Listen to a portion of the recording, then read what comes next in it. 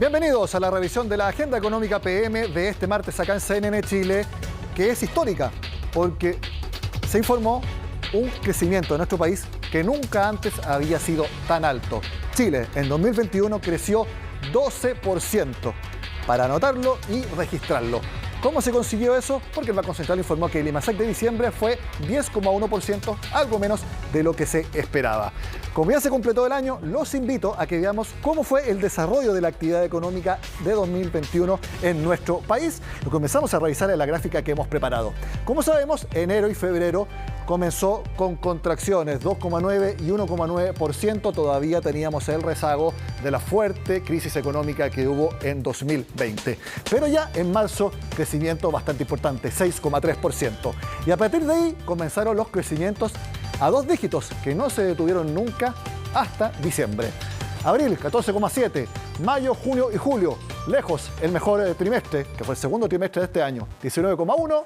19,8% y dejamos ahí junio 20,6%, el mejor mes al menos en registro de actividad económica que haya tenido Chile en toda su historia. De ahí en adelante se mantuvieron las cifras muy altas. Agosto 19%, septiembre 14,8%, prácticamente lo mismo que octubre y noviembre. Volvemos acá al IMASEC de diciembre, 10,1%, sigue siendo de dos dígitos, pero ya hay una desaceleración en nuestra economía. Respecto a noviembre, por ejemplo, la actividad fue menor. Ya hay una desaceleración ahí. Y quisiera volver a enero y febrero. ¿Por qué enero y febrero? Porque como tuvimos contracción económica esos 2 meses, en 2021 significa que la baja base de comparación hará que enero y febrero de este año también haya un crecimiento de la actividad. Pero a partir de ese mes, miren, la base de comparación es mucho más exigente y por lo tanto, por aquí en mayo, junio, julio, es muy probable que haya caída en la actividad económica.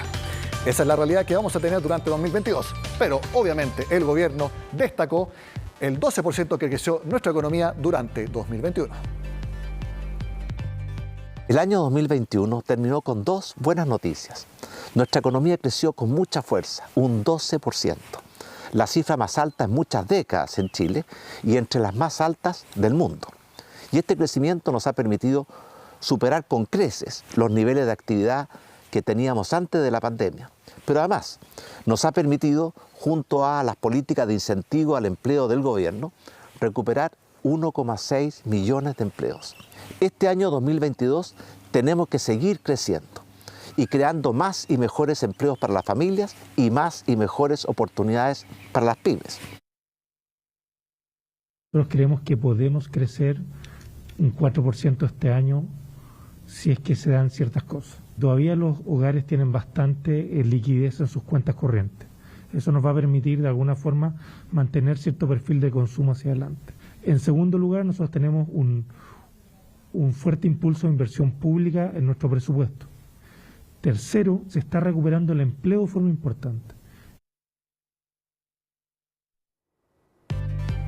Ahora vamos a mostrarle la evolución del otro tipo de IMASEC que siempre mostramos, que es el desestacionalizado, es decir, un mes respecto al mes inmediatamente anterior. Y aquí vemos cómo fue la evolución durante el año. Crecimiento en enero y febrero, recordemos, siempre se compara con el mes anterior, no con el mismo mes del año pasado. Crecimiento desestacionalizado en marzo y abril, esto no es algo que haya que estar suspendido, ¿por qué? Recordemos que volvimos a estar en cuarentena esos meses. Pero luego hubo fuerte crecimiento. Miren en mayo, 3,1% porque abril fue bastante bajo, por eso se creció harto desestacionalizadamente. Y luego, miren, esto es muy importante porque para muchos esta cifra desestacionalizada es la mejor foto del momento preciso de la actividad económica. Y aquí se ve lo que yo les decía, una desaceleración muy marcada aquí, diciembre, ya es caída desestacionalizada. Lo que yo les dije cuando revisaba la gráfica anterior. Y esta caída de 0,4% en el crecimiento desestacionalizado es un signo de que estamos en desaceleración económica. Veamos otros análisis tanto de mercado como de gremios, específicamente de la construcción. Estos datos del último mes claramente dan cuenta de esta desaceleración, ¿cierto? Que es el dato que se está anunciando y todo indica que esta ha comenzado a gestionar. Nosotros esperamos para el cierre de este año 2022 un crecimiento en torno al 1,8%. Ahora bien, hay que hacer la salvedad de que el año está recién. recién comenzando, todavía podrían pasar muchas cosas. Tenemos que instaurar un nuevo gobierno, hay que ver cómo va a ir funcionando, las reformas, hay que ver qué va a pasar con la constituyente, cómo va a ser el plebiscito de salida, y también hay todo un cuento con las tasas de interés. Es difícil esperar futuros IMASEC de 2 dígitos. Se prevé una baja del consumo y la inversión privada se mantendrá decaída mientras se mantenga la incerteza por las reformas anunciadas. La construcción ha sido clave en la reactivación de la economía y esperamos que siga aportando al empleo, aunque con el alza de las tasas de interés es muy posible que la actividad decaiga este 2022. Por otra parte, confiamos en mantener un diálogo constante con el próximo gobierno para que existan condiciones de borde que permitan potenciar la inversión. Cambiamos de tema porque este lunes fue el estreno público de la nueva directora de presupuestos, Javiera Martínez. Estuvo en un seminario del Consejo Fiscal Autónomo y de la OCDE y en ella aseguró que el concepto de responsabilidad fiscal ha estado, a su juicio, atrincherado en el último tiempo. Veamos. Consideramos que el concepto de responsabilidad fiscal se había estado atrincherando en los últimos años y la discusión pública principalmente de responsabilidad fiscal se había estado achicando y reduciendo a más bien políticas de austeridad a nuestro juicio. Eso creemos que fue dañando el concepto y la valoración pública sobre responsabilidad o sostenibilidad fiscal. Y de manera algo injusta porque, tal como también se ha señalado durante las distintas presentaciones de este panel, efectivamente la responsabilidad fiscal y la sostenibilidad fiscal es mucho más que autoridad fiscal. En la instancia, la futura directora de presupuestos defendió la iniciativa exclusiva que tiene el gobierno de turno para definir el presupuesto. No le echaría la culpa a la iniciativa exclusiva de gasto, sino que más bien al otro sinnúmero de amarres constitucionales que hoy día tenemos que efectivamente dejan al legislativo sin muchas atribuciones en general. Creo que consecuentemente el Ejecutivo, dado que tiene la responsabilidad después de rendir cuentas sobre el gasto, debiese conservar esa iniciativa exclusiva de gasto, pero poder avanzar en otras materias que restan mucho poder al legislativo. Como son el poder de agenda, entre otras cosas. Cambiamos de tema y hablamos de la Convención Constitucional, porque la Comisión de Medio Ambiente aprobó en general la idea de nacionalizar la minería. Esto implicaría estatizar a todos los operadores actuales y así terminar también con las concesiones. De todo eso nos cuenta Josefina de la Fuente. Hola Nicolás, ¿cómo estás? Muy buenas noches. Continúa el trabajo a toda máquina aquí en el ex Congreso Nacional. Distintas comisiones están trabajando, por ejemplo, en la votación en general. Y fue el turno de la Comisión del Medio Ambiente el día de hoy, donde discutió y votó respecto a algunas normas. Una, por ejemplo, relacionada con los tratados de libre comercio, impulsada, entre otros, convencionales por la constituyente Elsa Labraña. Y otra iniciativa que fue aprobada en general, que establece la nacionalización de las empresas de la minería, del cobre, del litio, de las que exploten y exploren bienes estratégicos. Una iniciativa que fue aprobada, como yo te decía, e impulsada por la convencional Ivana Olivares, entre otros convencionales. Ella es de Pueblo Constituyente, explicó de qué se trata la iniciativa. Pasemos a escuchar sus declaraciones y también las críticas que le hacen desde la derecha, en particular en este caso de la Unión Demócrata Independiente, la voz de Rodrigo Álvarez, que dice que este podría ser una iniciativa muy peligrosa, que podría dañar al Estado y también transgredir obligaciones internacionales. Donde el Estado pasa a ser el soberano sobre toda la infraestructura extractivista industrial que en este momento está en manos de privados, y este traspaso se va a hacer a través de un proceso de indemnización que va a implicar la participación de la Contraloría, donde se va a decir el monto por la indemnización de toda la infraestructura, de toda la industria extractivista que en este momento está en manos de particulares. Este tipo de modelo donde nos acostumbramos a que todo se extraiga, todas nuestras riquezas se extraigan y se vendan vendan hacia el extranjero bajo ningún procesamiento, bajo ningún proceso de industrialización, es lo que la derecha está sosteniendo. Y lo que nosotros estamos diciendo es que queremos redignificar la vida de los ciudadanos, donde queremos un control planificado, estratégico de la gran minería, donde podamos controlar todo el proceso productivo, lo que se extrae, cómo se extrae, hacia quién se vende y bajo criterios de mucho ecologismo. Nacionalizar, estatizar todas las empresas mineras. Los minerales en Chile ya son del Estado, no es necesario nacionalizarlos. Lo que se ha entregado es una concesión a empresas. Lo que hace esta norma es nacionalizar todas las empresas mineras y cualquier otra estratégica en el futuro desde el momento en que se inicia o que se aprueba la Constitución. Establece mecanismos para pagarles, determinando que será el Contralor quien debe fijar esto a un valor específico que es mucho menor que lo que efectivamente valen esas empresas. Y por eso decimos, ¿por qué es tan grave? Primero, porque jurídicamente es una norma confusa, equivocada. Segundo, económicamente produce un daño gigante al Estado de Chile. Y tercero, transgrede nuestras obligaciones internacionales. También hubo críticas y preocupaciones por parte de la Sociedad Nacional de la Minería. El presidente de la SONAMI dijo que era una barbaridad la decisión adoptada con claros y evidentes errores jurídicos. Pasemos a escuchar lo que dijo Diego Hernández, presidente de la SONAMI. Una norma extrema que Chile no puede permitirse, económicamente no puede pagar, que echa a perder todo el entorno de inversiones tan necesarias ahora en post-pandemia, donde la minería podría jugar un rol importante. Bien, esas son parte entonces de las reacciones que se han generado a esta aprobación en general de esta iniciativa que se votó hoy en la Comisión de Medio Ambiente. También lo hemos repetido muchas veces, esta es una aprobación en general, es decir, se le da luz verde al texto tal como está, pero para hacerle modificaciones, cambios que se hacen a través de indicaciones que pueden sustituir una parte del texto, pueden suprimir una parte del texto, pueden agregar algo al texto o a la norma. Eso se vota en particular en el paso 2 y si es que se aprueba por una mayoría, entonces pasa a discutirse al Pleno de la Convención Constitucional, donde tiene que tener una aprobación de un quórum de 2/3, 103 votos aproximadamente. Si es que se aprueba por ese quórum, entonces queda ahí escrito en la Constitución. Si es que tiene mayoría pero no 2/3, vuelve a la comisión, se le hacen las modificaciones y después retorna al Pleno, al hemiciclo de la Convención Constitucional y ahí queda finalmente en la Constitución si es que alcanza este quórum de 2/3. Hacemos la pausa en Agenda Económica y al regreso estaremos con el CEO de la nueva empresa que se denomina como Unicornio, que son aquellas startups que se valoran en más de $1.000 millones. ¿Cuál es? Se lo contamos acá en Agenda Económica. Convención.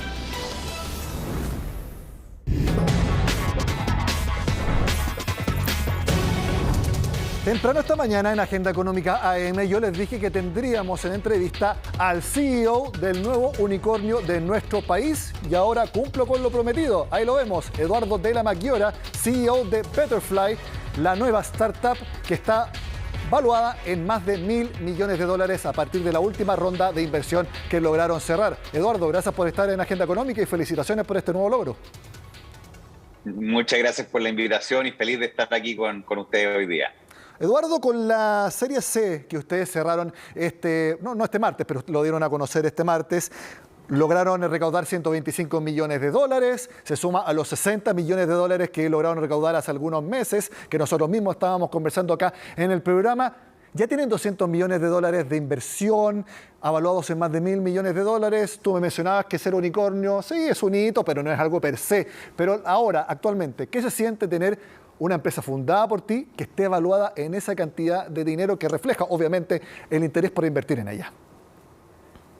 No, claramente es un hito importante. Como siempre digo, no es el fin del camino, pero obviamente una parada en el camino bien relevante, porque tiene que ver con varias cosas. Primero, con incorporar un número de inversionistas, tanto los existentes como nuevos, que se suman a nuestra misión y nos ayudan a llegar más lejos de lo que podríamos llegar solos. Y también lo que significa ser, ¿no es cierto?, llegar a esta etapa con la estructura y el tipo de compañía que somos. Y tener esta estructura, ¿no es cierto?, de empresa, estar certificado B, tener una estructura legal como Public Benefit Corporation, donde tenemos este deber fiduciario de tener un retorno social y medioambiental al mismo nivel que el retorno económico. Y mirar para atrás el camino que hemos recorrido en estos 3, 4 años, desde que incorporamos la compañía de esa manera, las piedras que fueron en el camino, cuántas veces nos dijeron que ese camino de estructurar una compañía de esta forma a lo mejor iba a ser mucho más complicado, y estar hoy día acá compartiendo esta gran noticia nos tiene muy, muy contentos. Y sobre todo que son el primer unicornio social de América Latina.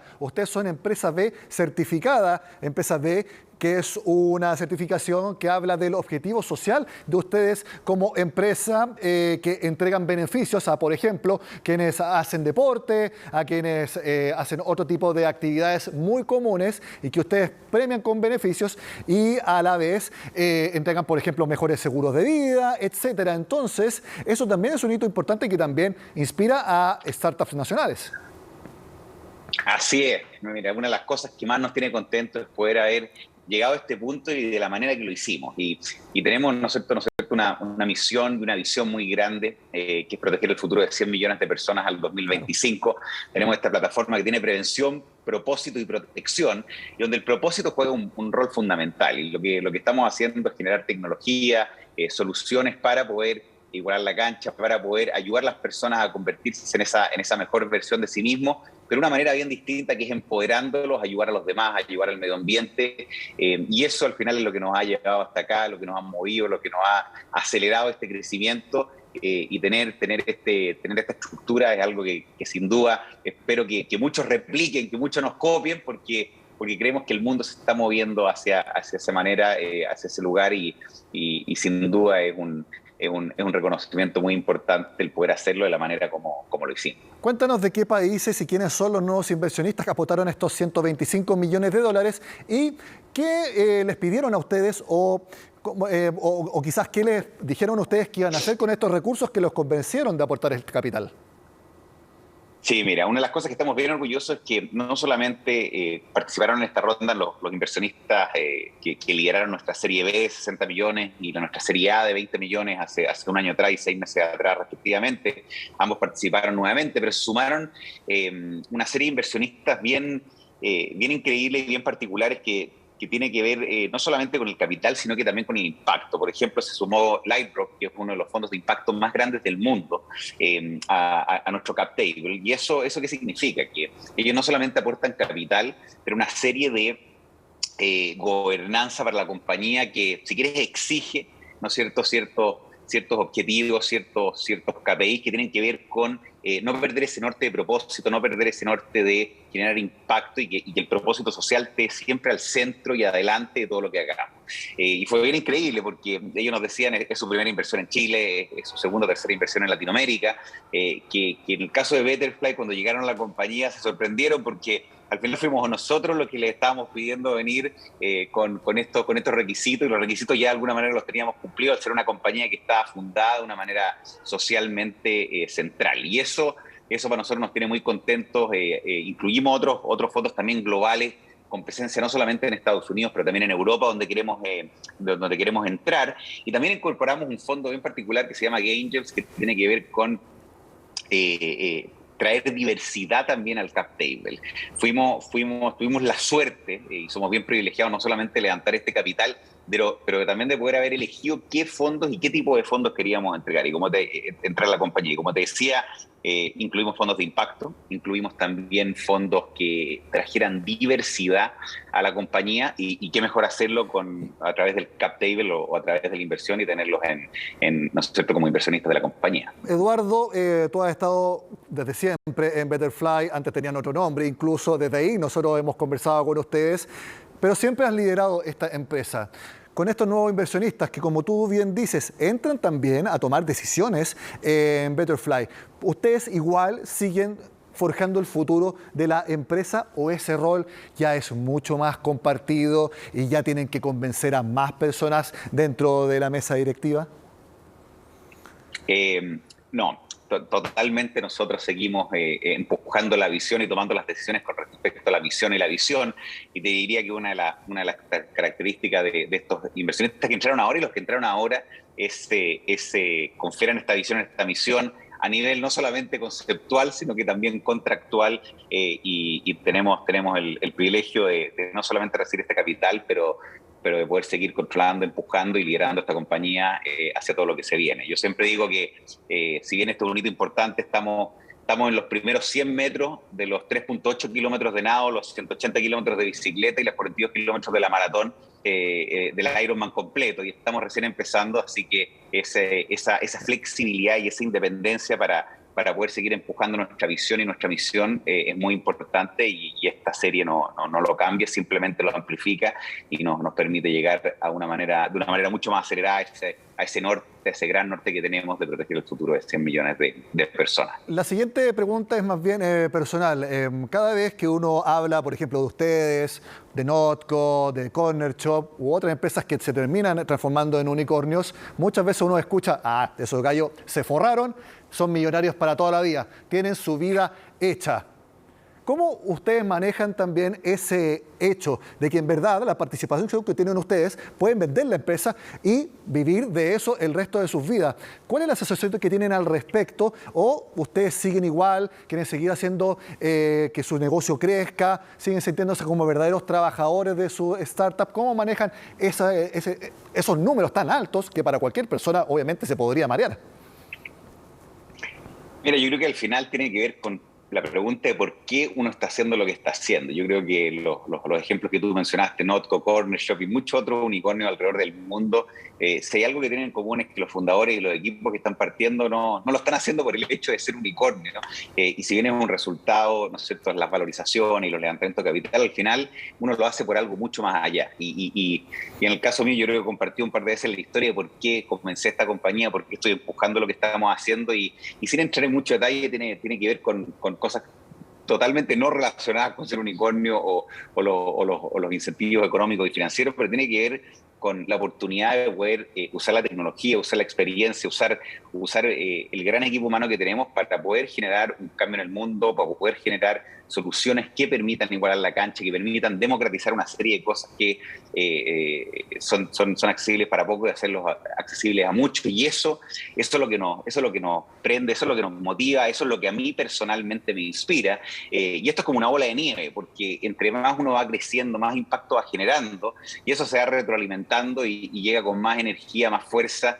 Y esto es sin duda no solamente un hito, pero al final una gasolina, si quieres verlo, para poder seguir impactando, seguir creciendo, y que tiene que ver con eso, tiene que ver con el propósito social, tiene que ver con el impacto, y tiene que ver con la oportunidad de poder hacer un impacto a esta escala en la vida de muchas personas. Y por eso mismo ustedes son certificadamente una empresa B, y ahora oficialmente el primer unicornio B de Latinoamérica. Eduardo de la Maggiora, CEO de Betterfly, como siempre, gracias por estar con nosotros en Agenda Económica.